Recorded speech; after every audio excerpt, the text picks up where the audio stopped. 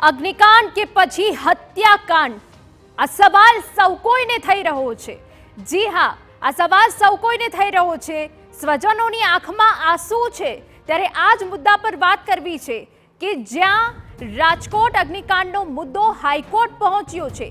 હાઈકોર્ટે રાજકોટની ઘટના મામલે સુઓ મોટો લીધું હોવાની વિગતો મળી રહી છે। હાઈકોર્ટે રાજ્ય સરકાર અને તમામ મનપા પાસે ખુલાસો માંગ્યો। ફાયરના નિયમો મામલે પણ ખુલાસો કરવા કોર્ટનો સરકારને આદેશ છે। ગેમ ઝોન માટે કયા નિયમો છે તેવો સવાલ હાઈકોર્ટે કર્યો છે। સિંધુ ભવન અને એસપી રિંગ રોડ પરના ગેમ ઝોન પણ ભયજનક હોવાની વાત હાઈકોર્ટે કરી છે। ફાયર એનઓસી મામલે કોર્ટના હુકમ છતાં પાલન ન થતું હોવાની રજૂઆત કરી છે। રાજકોટના ગેમ ઝોનમાં ફાયર વિભાગે મંજૂરી ન આપી હોવાની રજૂઆત। અમારા સંવાદદાતા રોનક વર્મા વધુ વિગતો આપી રહ્યા છે।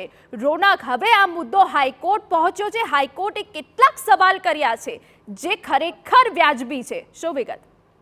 જી બિલકુલ, જે પ્રકારે ગત સાંજે જે બનાવ બન્યો જેમાં અનેક લોકોએ માસૂમ સહિત પોતાના જીવ છે તે ગુમાવવાનો વારો આવ્યો છે।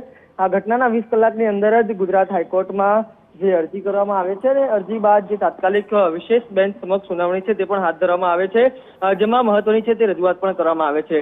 આજની સુનાવણીની મુખ્ય વાતની ઉપર નજર કરીએ તો કોર્ટે એ વસ્તુ નોંધી છે કે આ જે ઘટના થઈ છે જેમાં અનેક લોકોએ પોતાના જીવ ગુમાવ્યા છે તે માનવ સર્જિત ડિઝાસ્ટર છે। આ શબ્દો કોર્ટે પોતાના જે અવલોકન છે તેમાં નોંધ્યા છે। આ ઉપરાંત ન માત્ર રાજકોટ પરંતુ અમદાવાદ અને અન્ય જે મ્યુનિસિપલ કોર્પોરેશન વિસ્તાર છે તેમાં પણ જે ગેમ ઝોન કાર્યરત છે તેના પણ સામે અનેક સવાલો છે તે ઉપાડ્યા છે। આ ઉપરાંત આવા પ્રકારના ઝોન બનાવવા માટે કયા પ્રકારના નિયમો છે, પરવાનગીઓ છે તે આપવામાં આવે છે અને જે સમગ્ર વિગતવાર અહેવાલ છે તે મંગાવવામાં આવ્યો છે। આ ઉપરાંત કોર્ટે આ સમગ્ર મામલે જે ન્યાયિક પ્રક્રિયા હેઠળ જે સ્વતઃ સંજ્ઞાન છે એટલે કે સુઓ મોટો પિટિશન છે તે દાખલ કરી છે, જેમાં અમદાવાદ, વડોદરા, સુરત, રાજકોટ સહિતના જે કોર્પોરેશન છે તેના પાસે ખુલાસો માંગવામાં આવ્યો છે।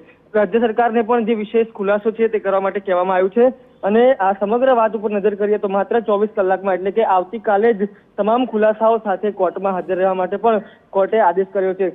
રાજકોટની વાત કરવામાં આવે તો જે આજે સુનાવણી હાથ ધરાઈ તેમાં બે એડવોકેટ દ્વારા જે રજૂઆતો છે તે કરવામાં આવી હતી અને કોઈ પણ પ્રકારના નિયમોનું પાલન ન થયું હોવાની પણ જે કોર્ટમાં રજૂઆત કરવામાં આવી હતી। ફાયર સેફટીના સાધનો માત્ર ને માત્ર શોભાના ગાંઠિયા સમાન હતા, પરંતુ તેના કનેક્શન છે તે પણ આપવામાં નતા આવ્યા। ત્યારે ફાયર વિભાગે કયા પ્રકારનું ચેકિંગ કર્યું તેના સામે પણ એક ગંભીર સવાલ ઉભો થાય છે। તો બીજી તરફ સતત આટલા સમયથી ચાલતું રહ્યું, શા માટે તેના સામે કાર્યવાહી ન કરવામાં આવી? આ તમામ સવાલો જે છે તે હવે ઉભા થઈ રહ્યા છે। ત્યારે આવતીકાલે તમામ કોર્પોરેશન છે, રાજ્ય સરકાર છે, શું જવાબ લઈને આવે છે તેના પર સૌની નજર રહેશે।